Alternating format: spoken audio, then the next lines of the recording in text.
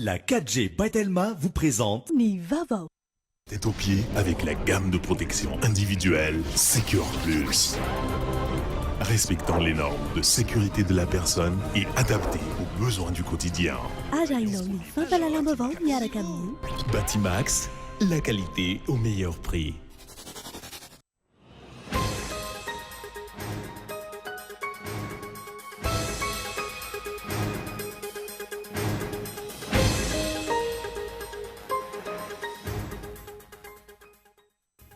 Fampitana ny fitakin'ny mpitolona eny amin'ny 13 meno votoatin'ny fiaonana teo amin'ny solombavamboaka ho an'ny fanovana sy ny praiministra omaly araka ny tatitra nataon'izy ireo androany nibahana ihany koa ny mahakasika ny fananganana gouvernemanta. Efa misy ny didim-panjakana 724 tsipika aotra 370 izay manambara ny fomba firafitry ny haute cour de justice sy ny fomba fiasany. Midika izany fa efa afaka miasa avy hatrany ity fitsarana ity amin'izao fotoana izao. Nandefa fitoriana eny anivon'ny Conseil d'État ireo mpifaninana hiditra ho commissaire de police Antony heverina izy ireo fa misy kolikoly sy tsindry-bokotra nandritra ny famoahana ny valin'ny fifaninanana indrindra fa ny ambava farany teo. Tao anatin'ny iray volana miisa 420 ny fanotofana tany sy fanorenana tsy ara-dalàna eto Antananarivo renivohitra sy ny manodidina. Toerana roa ihany anefa ny voalaza fa nahazo alalana ahafahana manao fanotorana raha ny fanazavana azo. Maresaka iraisam-pirenena andro fahafito mitohy hatrany ny fitokonan'ny mponina any Jordanie. Tsy mijanona ny fahatezeran'ny mponina na eo aza ny fihetsika sy fanapa-kevitra miendrika fampitoniana avy amin'ny fitondram-panjakana. Ny didin'ireo arahanao afaka fotoana fohy.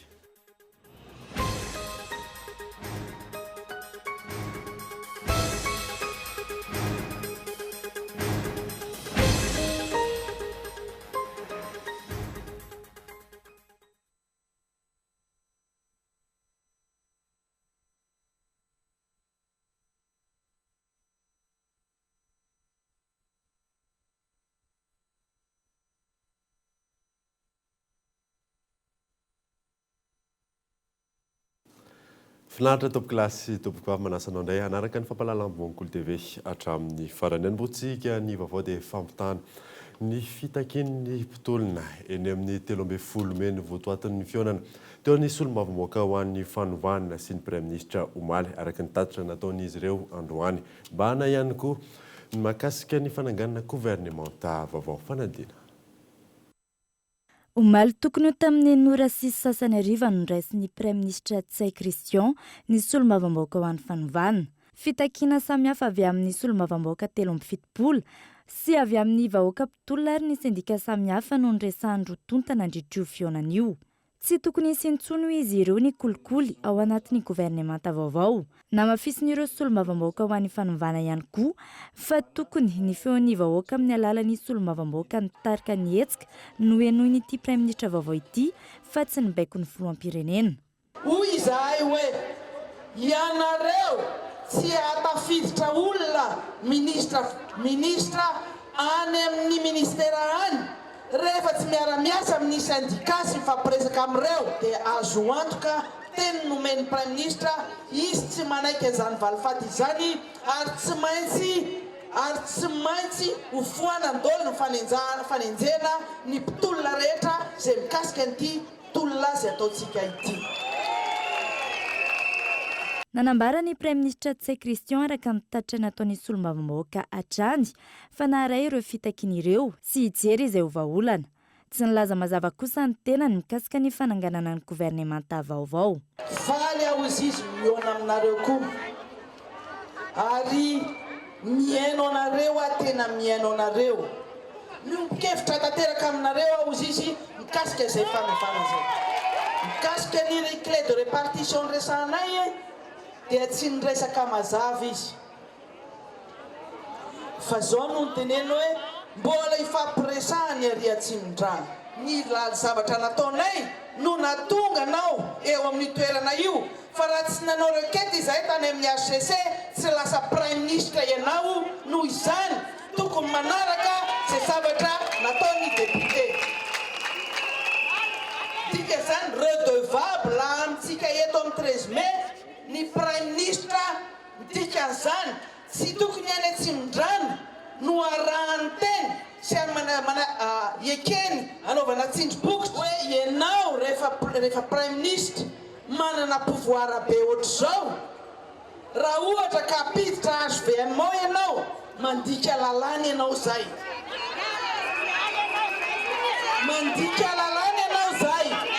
manitsaka ny didim-pitsarana ianao zay. Mitodika any amin'ity prime ministre ity avokoa ankehitriny ny mason'ny vahoaka manantena ny famaliana ireo fitakiana samihafa amin'ny mpanao fihetsiketsehana sy ny solombavambahoaka 770 araka ny vohitra androany. Araka ny hitantsika teo eny dia tsy eken'ny solombavambahoaka 770 sy ny olona manao ny tolona ary ny vahoaka ny famerenana na fampidirana olona avy amin'ny antoko HVM intatana ministera amin'izao fananganana gouvernementa vaovao izao araka ny kabarin'ireo solombavambahoaka ho an'ny fanovana tamin'ity androany ity mitaky ny amalin'ny HCC ny requête ihany koa izy ireo miantarandriana io.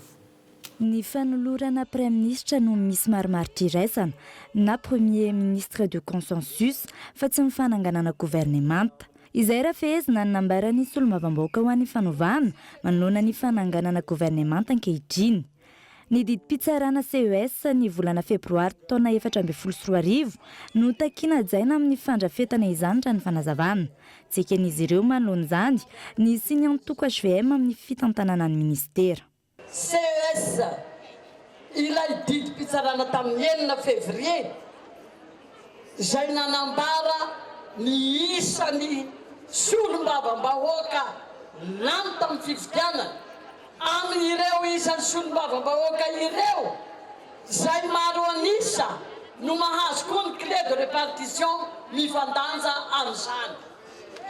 Izany maro anisa tamin'ny araky ny hareny CES.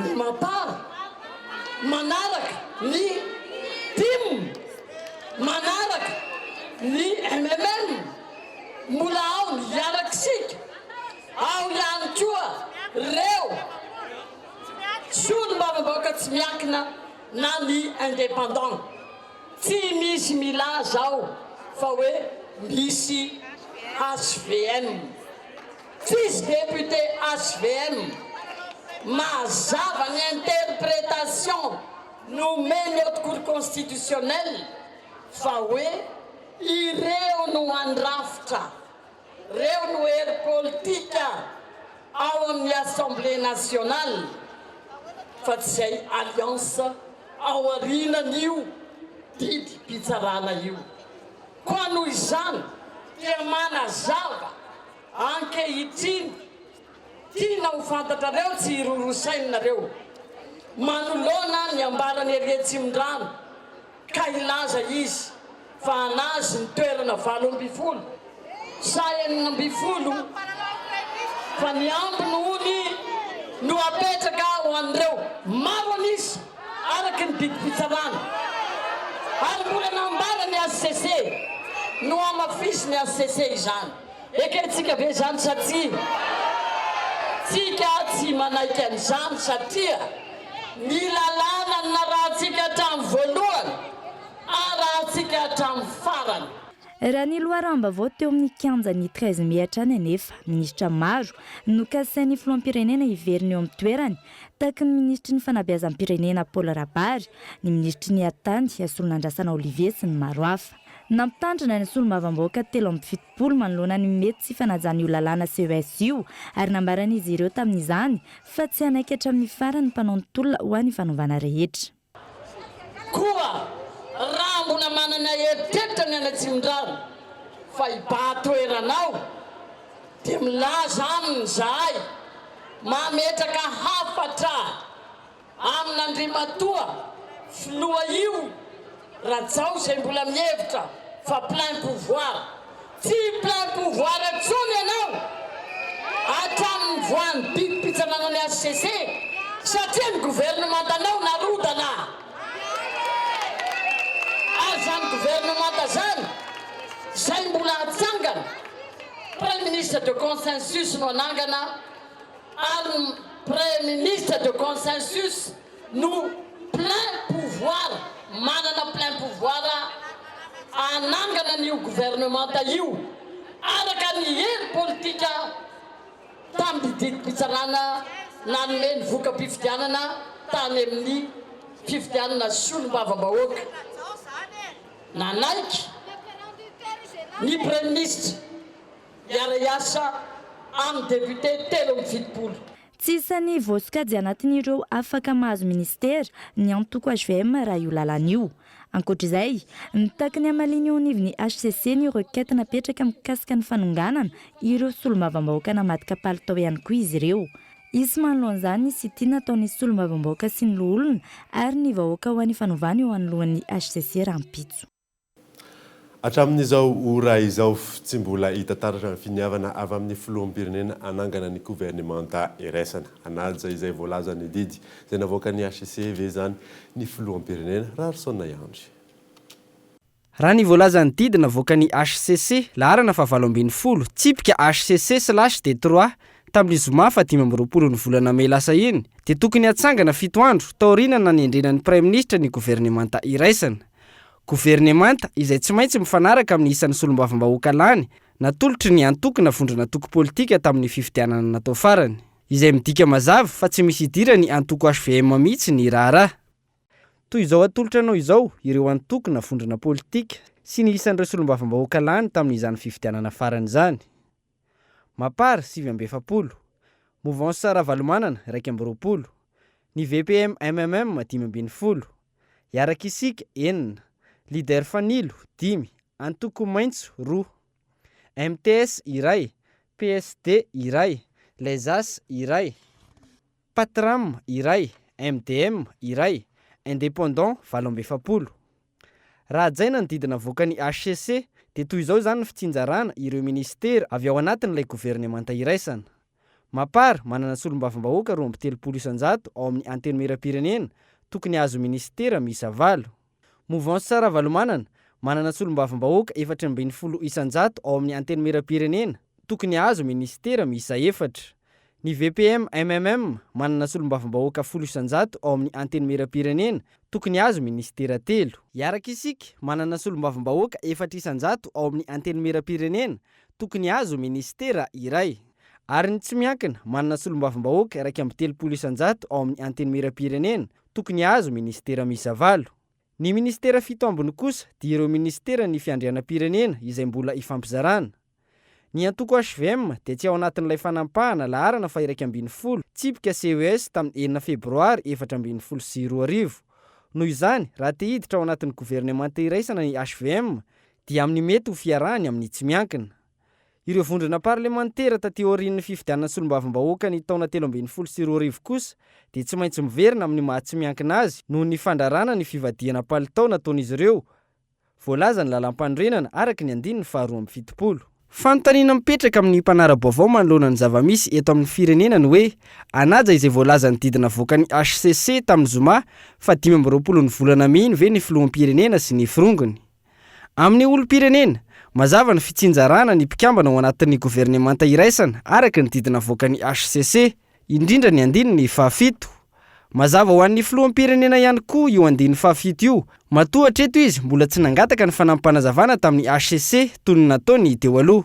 Mampametra-panontaniana ihany koa ny filazan'ny filoham-pirenena miverimberina tato ato fa nisy ny fifanarana politika tamin'ny fanendrena ny Prime Ministre na dia efa nanambara aza ny filohan'ny vondrona Mapara fa araka ny 450 ny lalam-pandrena no nanendrena azy. Tsapa izany hatreto fa ny filoham-pirenena mihitsy no minima nakorotana ny domy azahoana fotoana amin'ny tsy maintsy hanendrena ireo mpikambana eo anivon'ny gouvernementa iraisana araka io 7 io tamin'ilay didy laharana fa 7 tsipika HCC/D3 tamin'ny zoma fa 15 ny volana May lasa teo. Efa misy koa ny didim-panjakana 4 sorarivo tsipika 370 izay manambara ny fomba firafitry ny haute cour de justice sy ny fomba fiasana midika izany fa efa afaka miasa avy hatrany ity fitsarana ity amin'izao fotoana izao. Rarsona Yandry. Efa misy ny didim-panjakana 4 tsipika 370 izay manambara ny fomba firafitry ny fitsarana avo na ny haute cour de justice sy ny fomba fiasany ary fanambaran'ny fitsarana avy momba ny lalam-panorenana fa mifanaraka amin'ny lalam-panorenana araka ny didy fanapahana laharana fa 4 tsipika HCC/D3 tamin'ny faha-7 janoary 2024. Manazava ny fomba fiasan'ity fitsarana avo ity ny mpahalalana iray Imbiky Herilaza. Mizara roa mazava tsara zany mikasika ny fitoriana ao. Ny voalohany raha makasika fitorianan'ny filohan'ny repoblika dia ny olona rehetra zany dia afaka mametraka an'ilay fitoriana any amin'ny filohan'ny antenimiera-pirenena. Dia ny filohan'ny antenimiera-pirenena moa zany no manangana an'ilay komisiona mandinika hoe tokony ho atao tokony azo raisina ilay fitoriana sa tsy azo raisina. Dia rehefa avy eo zany ilay fandraisana ilay fitoriana sy ilay fanaovana an'ilay fanenjehana na amin'ilay teny baiko hoe mise en accusation dia tsy maintsy eo amin'ny séance plénière dia ny vote-ny majorité des 2/3. Raha mahakasika indray moa zany ny mpikambana amin'ny androm-panjakana ary ny mpikambana amin'ny gouvernement dia ny any amin'ny procureur général ny cour suprême no apetraka ny fitoriana. Dia ny procureur général ny cour suprême no mijery hoe azo raisina izy io na tsy azo raisina. Dia rehefa avy eo zany tsy maintsy mbola averiny indray any amin'ny antenimieram-pirenena io zavatra io mba hodiniana hoe azo atao indray ilay fanenjehana sa tsy azo atao. Rehefa vita moa zay dia lava be ary maharitra be ny pitsipitsiny amin'ilay procédure satria mbola misy an'ilay hoe instruction na fanadiadiana tsy maintsy atao zany anatin'izay zavatra izay. Any ariana any zany rehefa tena mitombona zany io fanadiadiana io dia eo amin'izay zany vao tena hoe alefa ho tsaraina na raha na mahakasika ny filoham-pirenena na mahakasika an'ireo membre na institution dia tsaraina fitsarana pahabemasy moa io ny mpikambana amin'ny haute cour de justice zany no misiéger ao. Inona kosa no azo anenjehana ireo tompon'andraikitra ambony eto amin'ny firenena eny amin'ny fitsarana avo na ny haute cour de justice sy ny sazy miatraika amin'izany? Mbola manazava izany ny mpahalalana Imbiky Herilaza. Raha ohatra ka hiverina fa homeloka zany ilay filoham-pirenena dia mikasika ny haute trahison na ny violation grave et répétée de la constitution tena tsy maintsy hotazomina. Dia avy eo zany dia ny déchéance ihany ny sanction afaka prononcena zany mahakasika ny filohan'ny repoblika.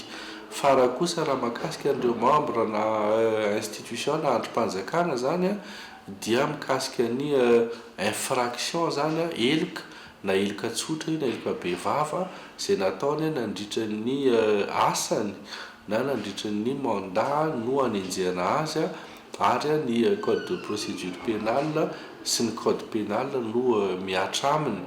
Dikan'izay zany dia misy fanameloana amin'ny ady elika tsotra na amin'ny ady elika bevava no azo anameloana an'zareo raha heverina fa mitombona izay fanameloana izay. No marihanyity mpahalalana ity fa dia tsy maintsy arovana tanteraka ny tsiambaratelon'ny mpitory sy izay mety ho vavolombelona enoina amin'ny raharaha rehetra mandalo eny anivon'ity fitsarana avo ity.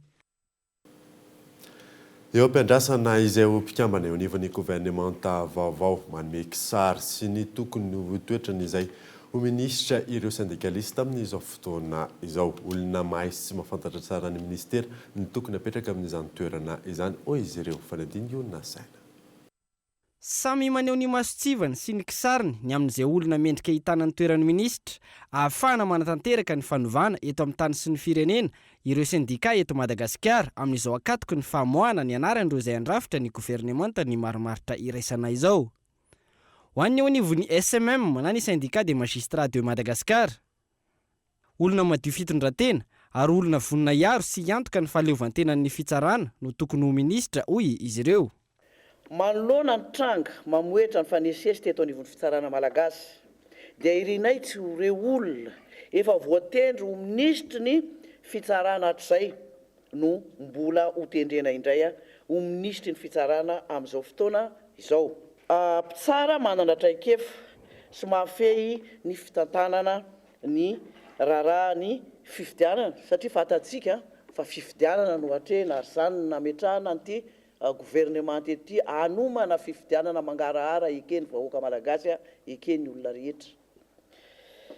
Mpitsara madio fitondran-tena sy fomba fiasa teto anivon'ny fitsarana na eo anivon'ny fitsarana amin'izao fotoan'izao ihany koa misy ny atao teto ary misy ny eto ekenay zay ary resy lahatra tanteraka koa izy amin'ny ady tokony atao amin'ny kolikoly eto anivon'ny fitsarana zay ny nampisy resabe teto mitsodrano ary vonina iara-iasa amin'ny Premier ministre Ntsay Christian ihany koa ny eo anivon'ny SMM raha ny fanambarana nataon'izy ireo. Ho an'ny syndicat ny mpiasa eo anivon'ny ministeran'ny raharaham-bahiny, olona matianina ary tsy vaovao eo amin'ny sehatra iraisam-pirenena no angatan'izy ireo ho ministra. Fa olona matianina sy mianatra manokana mikasika an'ilay asan'ilay ministera no mitantana azy. Olona tsy vahiny amin'ny sehatry ny diplomasia sy ny tontolon'ny iraisam-pirenena ary mahavelom-bolo anay na nindrenan'Andriamatoa Premier ministre Christian Ntsay satria izy dia nomano tao anatin'ny sehatry ny iraisam-pirenena io ary mahafantatra tsara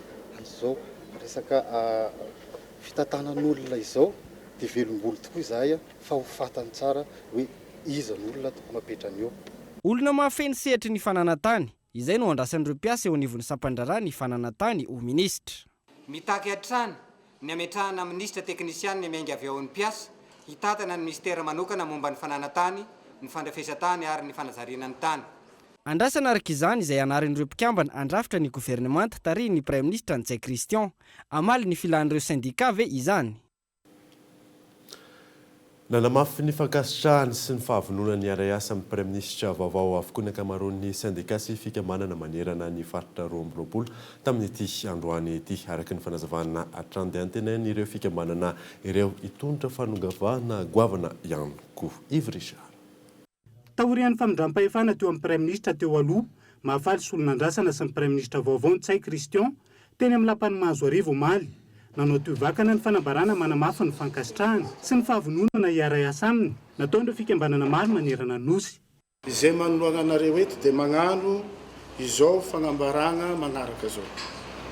Voalohany, miarahaba an'Andriamatoa Premier ministre lehibe ny gouvernemanta amin'izao toerana na voatendry azy zao andraikitra be mankadiry no miandry anao Andriamatoa Premier ministre ka ho tahinjanahary anao amin'ny fanatotosana antsakany sy ny andavany ny asa lehibe iantsoroanao ho an'ity nosy malalantsika ity. Araka ny fanazavana avy amin'ny hetsi-bahoaka sy ny tolona ny arana tamin'ireo solombabahoaka 370 no natafapetraka azy amin'izao toeran'izao. Isan'ny andrasana aminy araka izany ny fanarahana ny tsakany didina avoaka ny fitsarana avy momba lalam-pandrenana. Ankoatr'izay, antenan'izy ireo hitondra fanovana goavana sy hamaha ireo olana fototra mipaka amin'ny fiainam-bahoaka ihany koa ny Premier ministre vaovao. Azona iantoka zay fa hoe hitondra filaminana eto amin'ny tany sy ny firenena ny fanendrena azy io ary koa mba atongavantsika faran'izay malaky amin'izay fifidianana ho avy zay mba fifidianana tsy hisy olana fa irindra tsara tsotra n'le taloha amin'izay le hoe crise post-électorale zay mantsy matetika no miseho foana eto ka inonay fa tena Premier ministre ny fanovana tokoa io ametraka an'izay le hoe fanovana anovany rafitra rehetra eto koa ny tenanay dia mametraka mba tsy atao afara tony koa ny tanora satria tsisy ny atao dia lasa manao tsy fanao izy aveo rehefa tsisy ny atao ka zay le fananana asa zay tokony mba atao vaindon-draharaha amin'izao gouvernement amitsangana zao. Iaraha miaiky araka izany fa avy amin'ny tolona ho an'ny fanovana no natafapetraka an'ity Premier ministre vaovao ity ka tsy tokony anaiky arirarira ny filoham-pirenena sy ny firongony amin'izay mety ho fanendrena ireo mpikambana eo anivon'ny gouvernement iraisana ny Premier ministre vaovao. Mitohy hatrany ny fitakiana fanovana iarahan'ireo SSM sy ny mpampianatra mpanabe. Isy ny fanapahan-kevitra lehibe ho raisin'ireo mpampianatra sy mpanabe rahampitso. Isy ihany koa ny fanaovana tatitra ny fionana teo amin'ny SSM tamin'ny Premier ministre vaovao fanampanazavana. Izahay atao amin'ny Confédération syndicale Saint-Pama, izany hoe ny syndicat mpampianatra mpanabe eto Madagasikara, dia manentana ny mpampianatra rehetrarehetra na miankina amin'ny fanjakana na tsy miankina, mpiasa-pazakana rehetrarehetra na mpiasa privé nizanizy, indrindrandrindra ny mpampianatra dia entanina ho avy ao amin'ny kianja mitafy Mahamasina Rahampitso amin'ny 7 Ramaraina. Iaraka amin'ny SSM tsika, izany hoe ny Solidarité syndicale de Madagascar, satria niona tamin'ny Premier ministre vaovao mantsy ny solidarité syndicale de Madagascar ny SSM zany androany dia anao tatitra momba an'izay fionana izay ary mbola isy zavatra lehibe ihany koa ho tapahana akoatr'izay ka dia manentana antsika rehetrarehetra zany ho tonga amin'io reseo ny tahotra foano ny tebiteby mila mijorotsika ninoninona antsotsay sy faneriterena mahazo antsika mpampianatra dia mila miray initsika ary tsy matahotahotra ny syndicano miaro atsika syndicano ambadika atsika manentana antsika mpampianatra mpanabe rehetra na mpiasa birao na mpiasa tsotra na eo amin'ny sehatra tsy miankina na ao amin'ny fanjakana dia manentana izahay atao amin'ny confédération syndicale Saint-Pama ny atongavantsika marobe indrindra atsika ao amin'ny ministère de l'emploi enseignement technique et formation professionnelle ifanotro ntsika ianao rotobe tsika ho tonga ao amin'ny Kanjamitafy Mahamasina marina fa misy amin'izao fotoana izao zany nitebitebitsika indrindra ao amin'ny ministère de l'enseignement technique mahakasika ny hoe hosarahana ny maina sy ny teknika ho an'izay ady ataontsika zay dia fotoana zao ahafahantsika miara-miady miara-miombina amin'io fotoambe iarahantsika ao amin'ny Kanjamitafy Mahamasina io. Manoloana ny fanindrinan'ny Premier ministre Tsay Christian dia naneo ny fankasitrahany izany plateforme des sociétés civiles any amin'ny faritra Diana ho fanametrahana sy enganeo modely amin'ny andraikitra vaovao ho raisin'ny Premier ministre araka ny antso nataon'ny filohany izy ireo fanampanazavana. Noho ny maha-ampiarina amin'izao an'Andriamanitra Premier ministre Tsay Christian, Premier ministre Marmatrefana izay hitondra ny firenena any amin'ny fidianana izay andraikitra masina sady matadiry iarahan'ny gouvernement tao tariny miaraka amin'ny sini vokatra ny fanapahana nataon'ny ACT tamin'ny 2020 May lasa teo mba hisinton'ny Madagasikara dia manebitona ny hafalianay fenitrato na aisy-fiarahamonim-pirenena mijoro mandrosa fafaritra Diana amin'ny maha io Premier ministre io avy amin'ny faritra misy anay zanaka Diego Soares ary koa avy amin'ny fokontany Atakemalama Rasara izay misy ao manokana. Itsandaniny koa dia azo lazaina fa namoaka olomanga ho an'ny Madagasikara ihany koa ny fiainana mikambana avy amin'ny alalan'ny Organisation Internationale du Travail na OIT izay organe subsidiaire ny Conseil économique et social des Nations Unies izany hoe izay organe anisan'ny manandanja eo anivon'ny firenena-kambana io organe ihany koa no nahalasa ny fikambananay ho statut constitutif spécial na membre constitutif ka izany hoe fianakaviana ray ihany zay ka falifaly maneviny falinay ary zano ho lasa hoe Premier ministre modely azaka ny asany iandriamatoka Tsay Christian. Toka itao fotoanany dokavarotra indray sika izao aorinan'izay no atantsika ny fitoriana natao tamin'ny fifananana hiditra ho commissaire de police farany teo eo ihany koa ny fanotofana tany sy ny fanorenana tsy ara-dalàna eto Antananarivo renivohitra sy ny manodidina rehefa avy eo ary.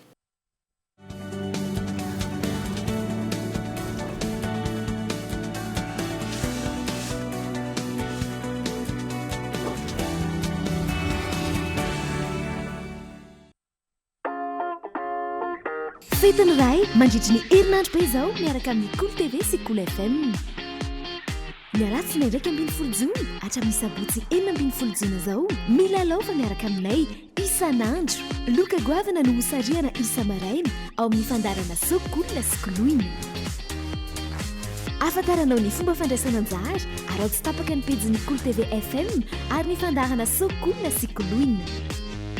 Milalao dia mahazo loka goavana ho antady. Cool TV, Cool FM, Dintam. Retrouvez les tendances déco du moment chez Géant du Meuble. Avec ses nouveaux salons design, classiques, modernes, avant-gardistes ou épurés. Et ses salles à manger, tendance et stylés. Et des accessoires de tous les styles pour agrémenter votre mobilier. Découvrez de nombreuses idées innovantes dans notre showroom. Apportez une touche de fraîcheur dans votre intérieur. Géant du Meuble, bien moins cher, bien chez soi. Grande promotion jusqu'au 30 juin 2018. Je suis bien, mon argent est sécurisé. Je suis libre, tout mon argent est disponible immédiatement. Je gère mes comptes 24 heures sur 24, 7 jours sur 7. Je savoure la simplicité. Je profite de tout faire avec mon téléphone. j'ai du temps en plus pour les miens. J'adore chaque instant. Je suis gagnant sur tous les plans. Mvoul to Bank, Bank to Mvoul. Tout mon argent disponible à tout moment, gratuitement, où que je sois, pour toutes mes actions. Rendez-vous vite dans votre agence BNI et BOA Madagascar. Mvoul, simple, immédiat, sécurisé. Aty amin'ny Batimax ny tena fety anahary sy tsara lalàna mahazo fihenam-bidy 10 hatramin'ny 10 isanjato be zao amin'ny karazana entana maro mandritra ny volana jona. io arany ianareo fa ngaza ihany mahazo tapakila isaky ny mahafeny vidiny entana 10 ariary. ny azo eo akitelo a tombo vitany loka mety ho azo bon d'achat 10 ariary hatramin'ny 3 tapitrisa ariary. de loge eo ihany fisarihana ny 30 jona amin'ny 1 ora. Batimax ny kalitao amin'ny vidiny mirary.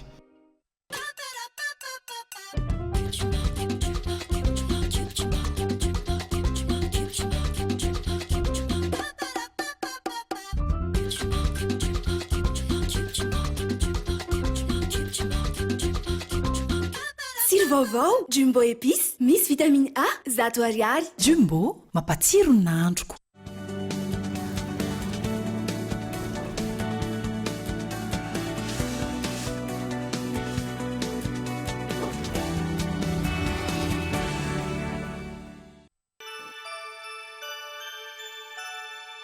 Je souffre d'une grave allergie au soleil.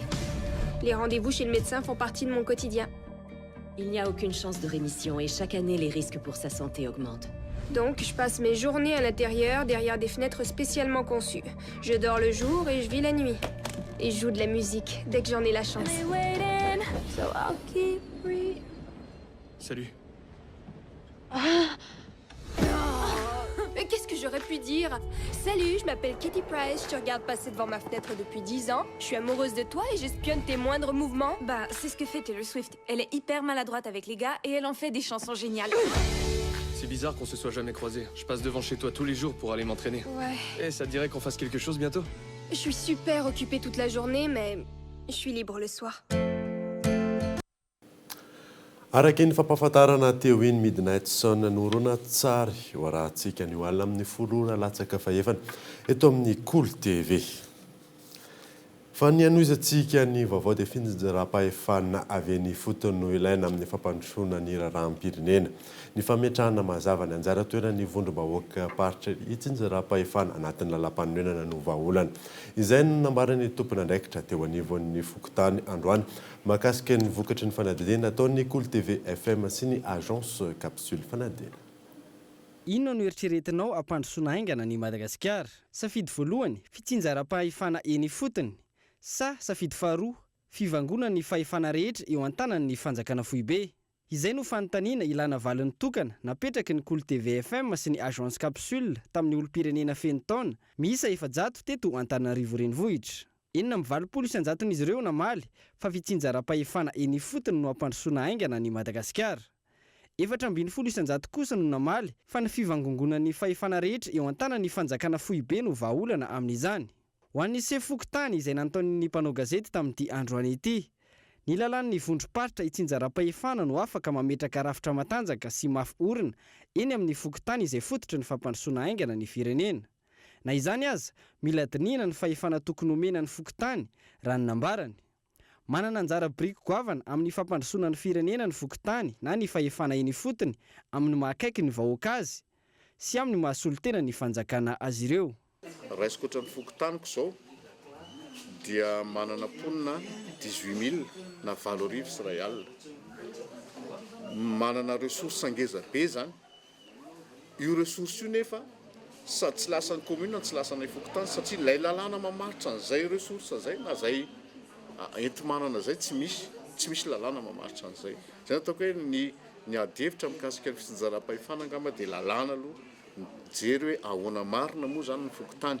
Raisitsika indray mety hoe hampavesatra n'ilay fokotany raha raisitsika zany rehefa collectivité ny fokotany na hoe vondrom-bahoaka tsinjaram-pahefana izy dia manana saty izy mitovy amin'ireny commune ireny zany hoe maire kely zany ilay président na fokotany ve raha ny tena izy ve ho zaka n'ilay fokotany ve raha ny fokotaniko mety hazaka fa tsy mitovy misy mahasamy hafa ny fokotany ary ny manerana amin'ny Madagasikara koa dia misy mahasamy hafa azy daholo fa raha ohatra manana fahefana ny fokotany anankiray manana fidiram-bola izy tsy mangataka vola izy na dia ariary any amin'ny commune na dia ny karamany indemnité ary karamana président tsy maintsy voafaritra ao anatin'izany koa ilay karamany raha ohatra ka hoe raisitsika hoe fahefana commune anankiray dia mety tsy ho zakan'ilay fokotany fa fahefana tahaka ny ahoana ary ny tokony apetraka ao aminy zay mila dinihana zay mila fanakalozana hevitra ahafahana mampandroso amin'ny Madagasikara rapitso raha mpitso valim-panontaniana hafa indray amin'ny fanadihadiana ny araha ny Cool TV FM sy ny agence capsule no entina aminao anatin'ny fampahalalam-baovao. Nandefa fitoriana eny anivon'ny Conseil d'État ireo mpifaninana hiditra ho commissaire de police Anton Evern'izy ireo fa nisy ny kolokolo sy ny trindribokitra nandritra ny famohana ny valin'ny fifaninanana indrindra fa ny ambava farany teo iona saina. Everiny ireo mpifaninana fa nisy trangana kolokolo sy fanaparam-pahefana indray natao ny fitondrana HVM nandritra ny famohana ny valin'ny fifaninanana idirana ho commissaire de police raha nambarany mpisolo vava ireo mpifaninana. Nametraka taratasy fitoriana eny anivon'ny Conseil d'État androany ity mpisolo vava ity. Raha ny lalàna mifeny concours hatramin'izay, 20 no raisiny ary ny 12 amin'ireo olona vaovao ivelona ny polisy pirenena, raha efa eo anivon'ny fianakaviam-ben'ny polisy pirenena ny 4 ambiny, fa maniry ho lasa commissaire. Tsy izany anefa ny zava-nisy fa novaina tamin'ny fotoana farany ny lalàna raha ny fanazavana. Dia niova le izy satria nampiny zareo anankiroa ilay taty amin'ilay concours professionnel dia nanalany zareo anankiroa zany mazava ho azy le taty amin'ny concours direct zay vomafy moa zay akizy nanantena an'izay satria le lalàna mipetraka no nantenaina dia hoe fa ao anatiny. Rehefa nandeha ny fanadihadiana sy ny information rehetra azo dia hita fa nisy olona nanao pression satria raha ny alatsinainy zany fa 4 ny volana jiona dia mifanandrify tamin'ny fiovan'ny gouvernement dia ny arivan'iny alina be lay résultat no nivoaka. Nefany matetika raha hatramin'izay tsy miova mihitsy isaky ny azoma izy io no mivoaka. Novaina ary namoronana antony tsy nahafahana ireo mpifaninana ary anaran'olona hafa no nampidirina ho isan'ireo afaka amin'ny fifaninanana raha ny fanazavana hatrany. Ary olona ambony nandritra ny gouvernemanta no tariny mahafaly sy olonandrasana no voatontonona amin'izany.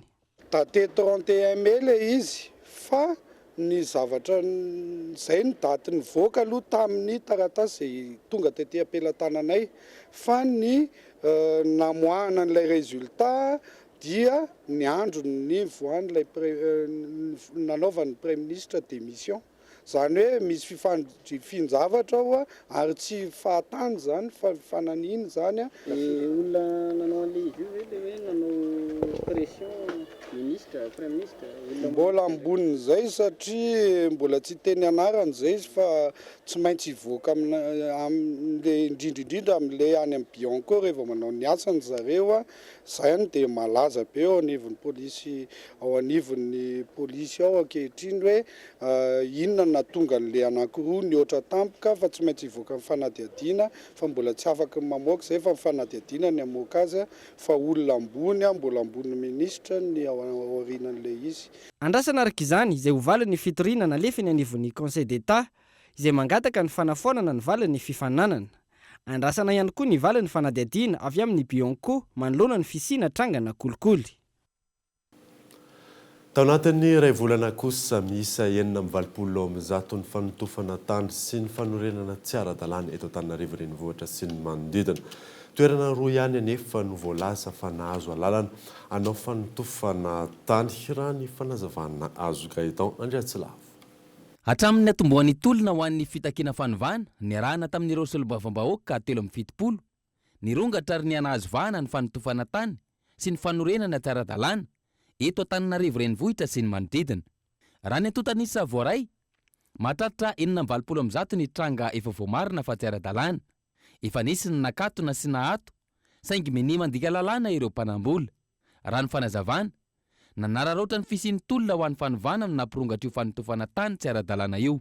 Tianay zao manantitrantitra mazava fa sao tsika manararoatra n'ilay hoe krizy zao dia anototra tany fefa manana fond d'image satellitaire zany hoe avy mizana-bolana mikasika ny toetry ny tanàn-dehibe rehetra ny ministera sy ny commune ka raha nytotofanao iny androany dia hita ao anatin'ny sary rapitso fa mitototry ty tany ity na niova ka ny sazy dia tsy misy ilay hoe prescription any resaka infraction materana rambolena materana urbanisme zany hoe rehefa nandika lalàna le olona dia tsy misy hoe rapitso iny zany dia voafafa fa azo enjehana foana ka na misy gouvernement tamitsangana zao na isy afaka reny fifidianana dia azo enjehana foana ny fandikan-dalàna nataonao mikasika ny rambole sy ny urbanisme dia ny sazy apetraky ny lalàna dia mazava be ao anatin'io hoe misy ilay fandoavana onitra lehibe indroa avoeny ny vidin'ilay fanotofana na fanorenana tsy ara-dalàna nataonao sazy ary pénal io ary anatin'ny sazy ty koa dia mbola mipetraka ilay ambony lay article 473 ny code pénal amin'ny fehezan-dalàna famaizana resahan'lana dia afaka apetraka daholo lay voalaza ny livre fahadimy ao anatin'ity lalàna 2015-052 ty inona daholo moa zay ny resantsika hoe fanerenan'le olona nalan'le tany fandoavan'le onitra resantsika teo ary tonga hatrany amin'ny resaka hoe fanenjehana azy ao anatrehan'ny lalàna zany ho an'izay olona manototra ho an'izay tompon'le tany ao anatin'izay fotoan'izay faritra roa ihany hatreto no nahazo alalana hanao fanotofana tany raha ny fanazavana ny eny amin'ny bypass sy ampita tafika na izany aza misy fepetra tsy maintsy arahana araky ny lalàna mifehy ny fanajarinany tany faresako hoe misy faritra lazay ny plan d'urbanisme fa azo totofana azo ajarina dia mankatako autorisation le olona fa amin'izao fotoana zao misy olona tonga dia manarotra tsy maka autorisation manaraky ny lalàna tonga dia manototra amin'izao fotoana zao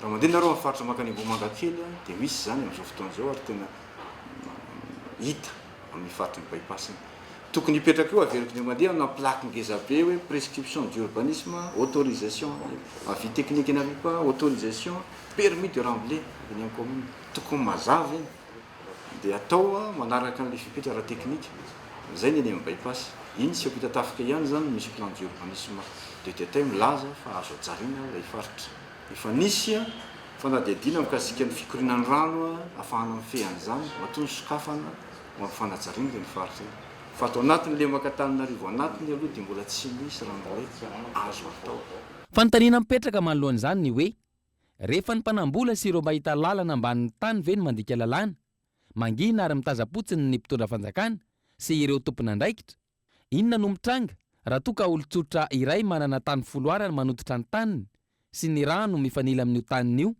tsy maintsy misy ny fiarah-miasa sy ny fifanarahana miafina amin'ireo tompon'andraikitra manoloana ireo fanotofana tany sy ny fanorenana tsy ara-dalàna ireo tontolon'ny fanatanjahantena kosa indray taranja baolina kitra tapitra teo amin'ny dinany manasa-dalana lalan'ny barean'ny Madagasikara tamin'ny COSAFA Cup 2024 lavon'ny Zambie izy ireo omaly tamin'ny ray no ohatra Henri Florio ny farana teo amin'ny manasa-dalana ny dian'ny Barea de Madagasikara ho an'ny fiadiany ny COSAFA Cup 2024 taranja baolina kitra fiaonana no tanterana omaly alarobia tao amin'ny kianjan'ny Peter Mokaba Stadium nosakana ny Sipolopolo avy any Zambie ny lalan'ny Barea ary noravan'izy ireo ny nofinofy iakarana amin'ny lalao famaranana iresin'ny Zambianina tamin'ny saraino tsy misy ny ekipa pirenena malagasy baolina tokana nampidiry ny Kambole teo amin'ny minitra fa 7 na zany aza nisongadina Ileda mpianatra toby malagasy teo amin'ny fanakanana ny dakan'ny Zambianina na teo amin'ny fizaram-potoana voalohany na teo amin'ny fizaram-potoana faharoa ny lalao folo ny Barea de Madagasikara teo minitra fa 20 rehefa nahazo karatra mena i Rojo tsy afabela nanoloana ny Zambianina ny Barea de Madagasikara teo amin'ny fiadiny ny COSAFA Cup ity iady medala limo araka izany ekipa malagasy ifandona amin'ny Lesotho raha i Zambie no iona amin'ny Zimbabwe eo amin'ny lalao famaranana ao anatin'ity COSAFA Cup 2024 ity tontolon'ny kitra izay hatrany afaka 7 andro dia hanomboka ny Coupe du Monde 2024 izay atao any Russie ireo ekipa isam-bondrona indray no fampatarana aminao nataty fanadihadiana manaraka ity izay entiny Henri Florio hatrany afaka 7 andro no hanomboka ny mondialina 2024 izay tanterahana any Russie raha ny ekipa isam-bondrona no jerena ao amin'ny vondrona ano misy ny Russie mpampiatrano aray ny Arabie Saoudite, Egypte ary Uruguay. Ao amin'ny vondrona B no misy ny Portugal, Espagne, Maroc ary Iran. ao amin'ny vondrona C indray kosa no misy any France, Australie, Peroa ary Danemark. Ny ao amin'ny vondrona D mitarika azy Argentine, Islande, Croatie ary Nigeria. Amin'ny alakamisy 17 ny volana Jiona izao no anomboka ny fifananana voalohany iaona ny ao amin'ny Arabia Saodita sy ny Moscou. Amin'ny fampalalam-baovao manaraka indray no menanao ireo vondrona hafa ao anatin'ny Coupe du Monde 2022. Maresaka iraisam-pirenena kosa indray andro fahafito mitohy hatrany ny fitokonan'ny mponina ao Jordanie. Tsy mijanona ny fahatezeran'ny mponina na eo aza ny fihetsika sy fanapa-kevitra miendrika fampitoniana avy amin'ny fitondram-panjakana fanadina. Mitondry fihetsiketsehana ny Jordanie, fihetsiketsehana izay efa nampiongotra ny Praiministra teo amin'ny toerany ny fanaforana ny lalàna mikasika ny réforme fiskale no antony voalohany ity hetsi-bahoaka ity. Na tsy mbola miatra akory azy izay fanavaozana izay, raha ny zava-misy ihany an-toerana, efa miakatra ambony dia ambony ny vidin'entana indrindra ireo ilaina amin'ny fiainana andavanandro. Niakatra ihany koa ny vidin'ny solika, niakatra ny efatra ny vidin'ny mahazatra nanomboka ny volana septambra 2022. Malonja indrindra ireo mpitondra fiarakaretsaka no tena mitaraina. Raha ny fanazavan'izy ireo, raha toa ka nanomboka ny aty tany Siria taona maromaro izay, izy ireo no nizaka ny fiatraikan'izany voalohany.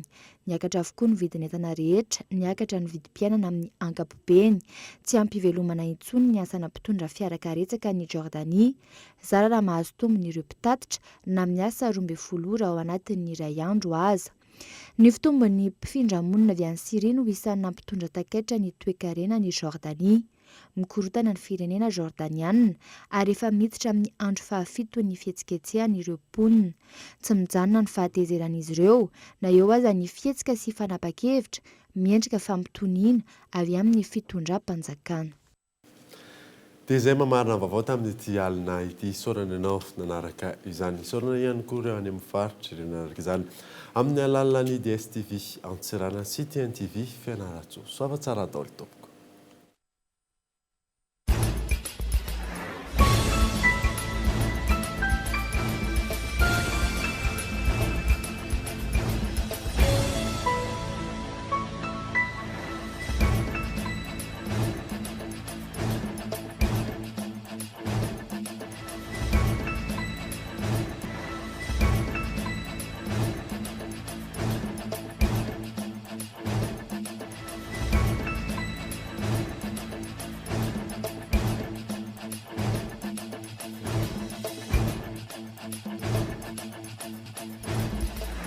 Tête aux pieds avec la gamme de protection individuelle Secure Plus. Respectant les normes de sécurité de la personne et adapté aux besoins du quotidien. Batimax, la qualité au meilleur prix. La 4G by Telma vous a présenté Ni Vavao.